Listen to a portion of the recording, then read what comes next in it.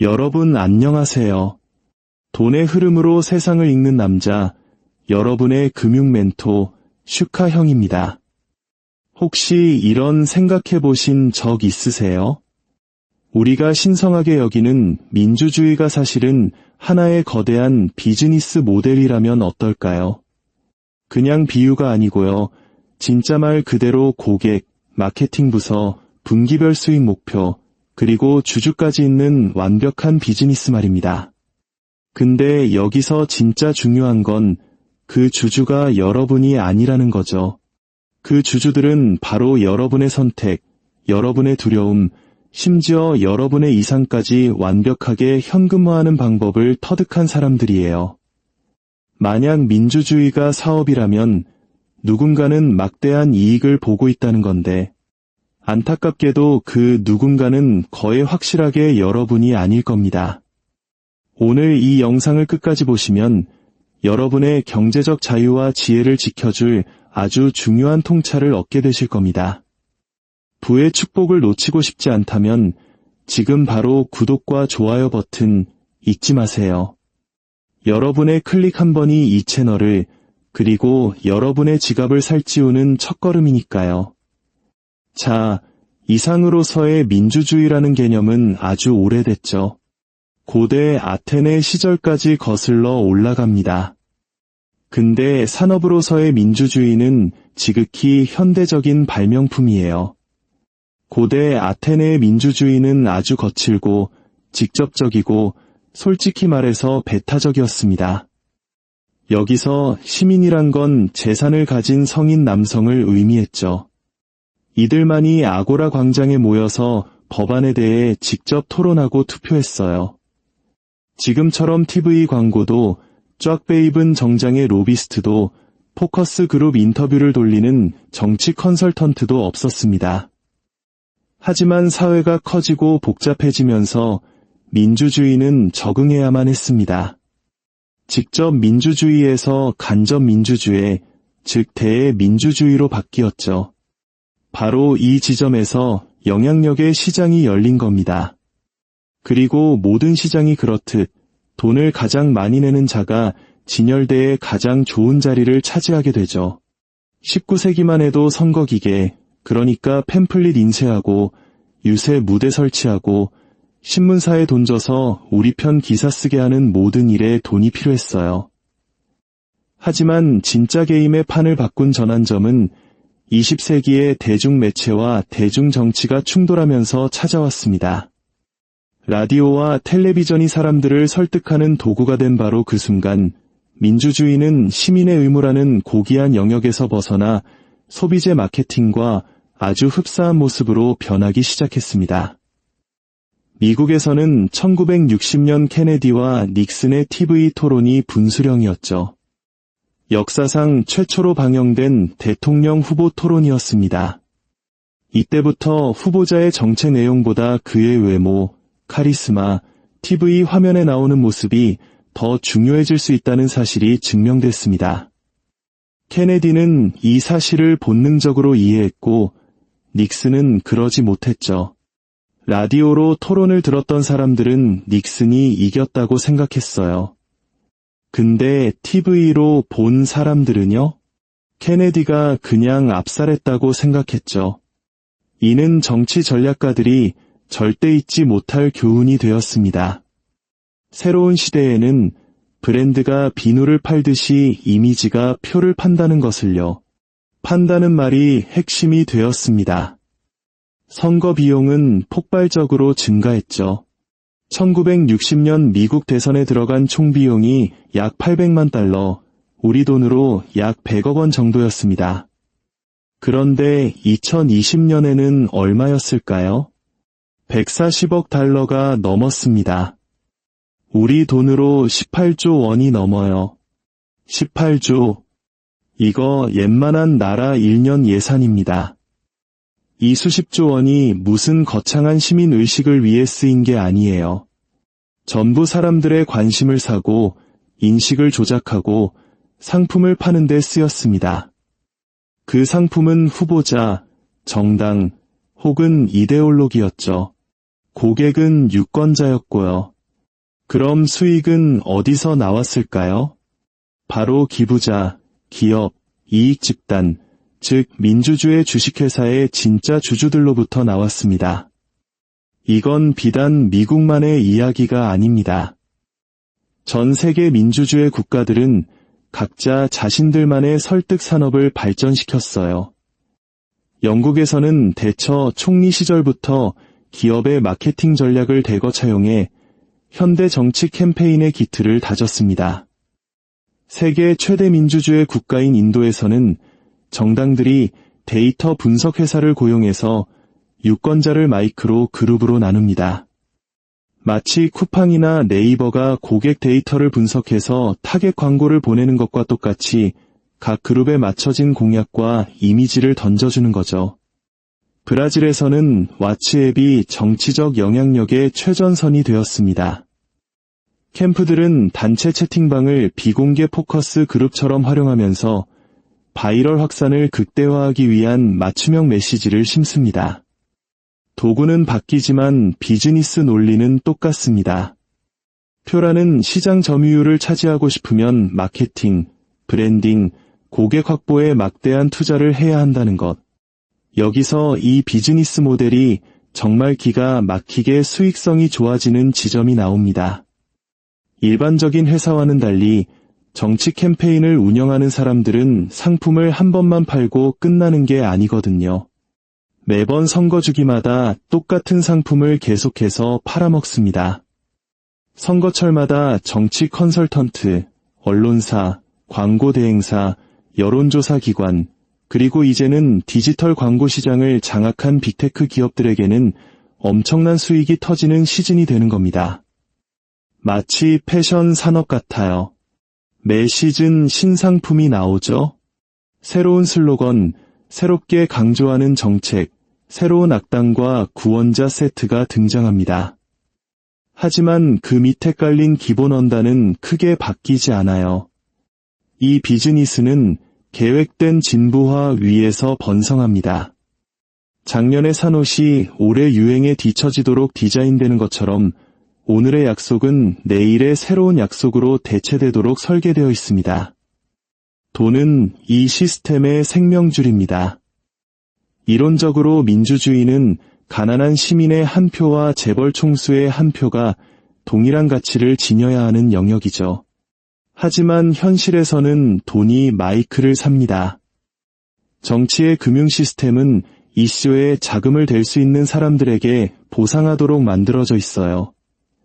로비스트들이 이 현상의 가장 순수한 결정체입니다. 그들은 민주주의의 주주들, 즉 대기업, 각종 협회, 부유한 개인들과 투자에 대한 수익을 유리한 법률, 감세, 보조금, 정부 계약의 형태로 돌려주는 정치인들 사이의 중간 상인인 셈이죠. 미국에서 로비 산업은 연간 40억 달러, 우리 돈으로 5조 원이 넘는 규모입니다. 웬만한 작은 나라의 GDP보다 큰 돈이 수억 명의 삶에 영향을 미치는 정책 하나를 바꾸기 위해 쓰이는 겁니다. 그리고 많은 나라에서 로비와 노골적인 뇌물의 구분은 법적인 허구에 불과할 때가 많죠. 우리나라의 전관예우 같은 문화도 결국 이런 시스템의 변형이라고 볼 수 있습니다. 상업의 언어는 이미 정치 담론에 완전히 침투했습니다. 정당들은 마치 소비재 기업처럼 브랜딩과 메시지 전략에 대해 이야기합니다. 정치인들은 유권자 인구 통계를 시장 점유율의 관점에서 생각하죠. 선거 캠프는 그들의 광고가 얼마나 많은 무당층 유권자를 지지자로 바꾸었는지를 나타내는 전환율을 모니터링합니다.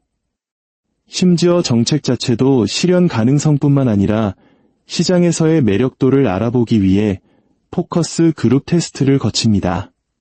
올해 건강보험 개혁을 추진해야 할까, 아니면 내년에 할까? 이 질문에 대한 답은 단순히 필요성에만 달려있지 않습니다. 여론조사 데이터에 따라 달라지죠. 결국 국민의 뜻이라는 것은 잘 기획된 상품에 가깝습니다.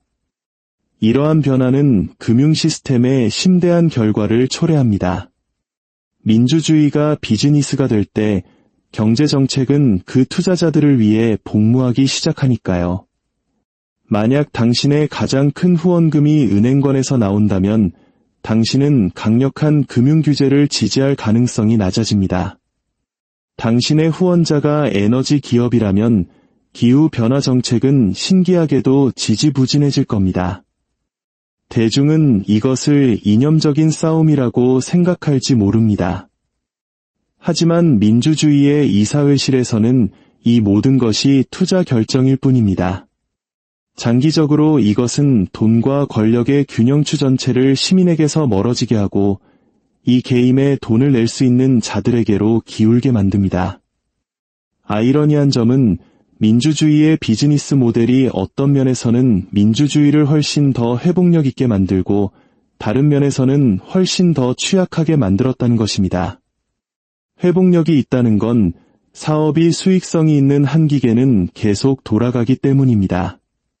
선거는 예정대로 치러지고 캠페인 자금은 모이고 언론 보도는 쏟아져 나오죠. 취약하다는 건 수익성을 내는데 대중의 신뢰가 반드시 필요하지는 않다는 점입니다.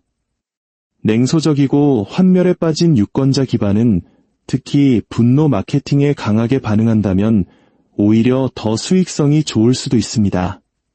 분열과 공포는 참여를 유도하는 환상적인 동력입니다. 정치 광고는 부정적인 캠페인이 긍정적인 캠페인보다 종종 더 효과적인 몇 안 되는 산업 중 하나입니다. 분노는 팔립니다. 스캔들은 팔리죠. 사람들의 분노와 억울로는 절대 마르지 않는 재생 가능한 자원이 된 겁니다. 이러한 역학은 빅테크의 부상으로 더욱 증폭됩니다. 20세기 정치 마케팅은 방송형이었습니다. 수백만 명에게 하나의 메시지를 보냈죠. 21세기에는 마이크로 타겟팅입니다. 수백만 개의 맞춤형 메시지를 개인들에게 보냅니다. 각 메시지는 그들의 두려움, 희망, 편견에 맞춰 정교하게 조정됩니다. 소셜미디어 회사들은 단순히 정치 광고를 게시하는 플랫폼이 아닙니다. 그들은 현대민주주의 마케팅의 인프라 그 자체입니다. 그리고 그들의 수익은 참여에 달려있기 때문에 가장 수익성 있는 정치 콘텐츠는 종종 가장 양극화시키는 콘텐츠가 됩니다. 사실상 민주주의의 비즈니스 모델은 관심경제의 비즈니스 모델과 합쳐진 셈입니다. 둘 다 당신을 감정적으로 낚아서 계속 확인하고 계속 반응하게 만드는 것을 기반으로 번성합니다. 민주주의에 대한 전 세계적인 신뢰의 위기는 진공 상태에서 일어나지 않습니다. 이는 수십 년 동안 정치를 수익 창출의 장으로 취급한 것에 예측 가능한 결과입니다. 일단 이것을 금융의 관점에서 보면 거대 기업의 독점과의 유사점이 명백해집니다.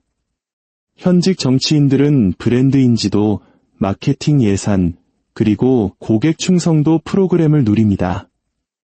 정치에서 이것들은 정부 자원과 영향력 네트워크를 의미하죠. 새로운 정치 운동의 형태로 나타나는 스타트업들은 엄청난 진입 장벽에 직면합니다. 그리고 파괴적인 신규 주자가 시장에 진입하면 기존의 강자들은 그것을 짓밟거나 자기 편으로 흡수하거나 아예 사버립니다. 마치 대기업이 혁신적인 경쟁사에 대응하는 방식과 똑같죠. 마지막 아이러니는 민주주의의 주주들, 즉 후원자, 기업, 권력자들이 자신들의 부를 유지하기 위해 실제로 제대로 작동하는 민주주의가 필요하지는 않다는 것입니다. 그들에게 필요한 것은 고객, 즉 유권자들이 계속 참여하게 만들 만큼 충분히 민주주의처럼 보이는 시스템입니다. 투표율이 떨어지고 대중의 믿음이 무너지면 마케팅 방식이 바뀔 뿐입니다. 상품은 리브랜딩 되죠. 민주주의는 현대화, 간소화, 효율화됩니다. 이 말들은 투표 앱 도입부터 감독 기능 축소, 심지어 현직에게 도전하기 더 어렵게 만드는 법안까지 무엇이든 의미할 수 있습니다. 비즈니스 모델이 투자자들에게 계속해서 수익을 안겨주는 한 이 시스템은 그것이 원래의 약속을 이행하는지 여부와 관계없이 지속됩니다. 이것이 왜 당신에게 중요할까요? 만약 민주주의가 산업이라면 당신은 소비자인 동시에 원자재입니다. 당신의 관심, 당신의 데이터, 당신의 투표, 이것들이 이 기계를 돌리는 연료입니다. 이런 시장에서 당신이 할 수 있는 가장 위험한 일은 당신의 역할이 순전히 수동적이라고 가정하는 것입니다. 어떤 비즈니스에서든 게임의 룰을 이해하는 고객은 그렇지 않은 고객보다 더 나은 거래를 하는 경향이 있습니다. 여기서도 마찬가지입니다. 금융교육은 단순히 예산을 짜거나 투자하는 법을 배우는 것을 의미하지 않습니다. 그것은 당신의 선택을 형성하는 더 큰 금융 시스템, 즉 정치적인 시스템을 이해하는 것을 의미합니다. 당신의 투표가 단지 시민의 의무가 아니라 하나의 거래라는 것을 인식하고 그 거래에서 최대의 가치를 뽑아내도록 해야 한다는 뜻입니다. 역사는 우리에게 통치의 비즈니스 모델이 통치받는 사람들의 필요와 너무 멀어질 때 시스템이 붕괴한다는 것을 가르쳐줍니다. 때로는 서서히 만연한 무관심과 참여, 감소를 통해, 때로는 폭력적으로 시장을 완전히 리셋하는 혁명을 통해 로마 공화정의 몰락에서 바이마르 공화국의 붕괴에 이르기까지 패턴은 반복됩니다. 정치 시스템이 국민에 대한 봉사보다 권력의 수익성을 우선시할 때 청구서는 반드시 날아옵니다. 그리고 그 청구서가 날아올 때 그 비용을 지불하는 것은 주주들이 거의 아닙니다. 바로 고객들이 지불하죠. 이것이 바로 당신이 모든 선거, 모든 주요 정책 결정, 모든 갑작스러운 공공 메시지의 변화를 더 큰 시장 주기의 일부로 봐야 하는 이유입니다. 스스로에게 물어보세요. 누가 이 결과에 투자하고 있는가? 누가 재정적으로 이득을 보는가? 이 메시지에 자금을 대는 사람들의 투자 수익률은 무엇인가? 만약 그 대답이 당신을 불편하게 한다면 외면하지 마세요. 전략적으로 참여하십시오. 정보 출처를 다각화하세요. 투명성을 요구하는 조치들을 지지하세요. 선거 자금 개혁을 위해 목소리를 내세요. 왜냐하면 어떤 시장에서든 게임에 참여하고 있다는 사실조차 깨닫지 못하는 것보다 더 나쁜 것은 없기 때문입니다. 그러니 다음에 누군가가 민주주의가 위기라고 말하면 기억하세요. 진짜 질문은 민주주의가 제대로 작동하고 있는가가 아닙니다. 진짜 질문은 민주주의라는 비즈니스가 그 주주들에게 여전히 수익성이 있는가입니다.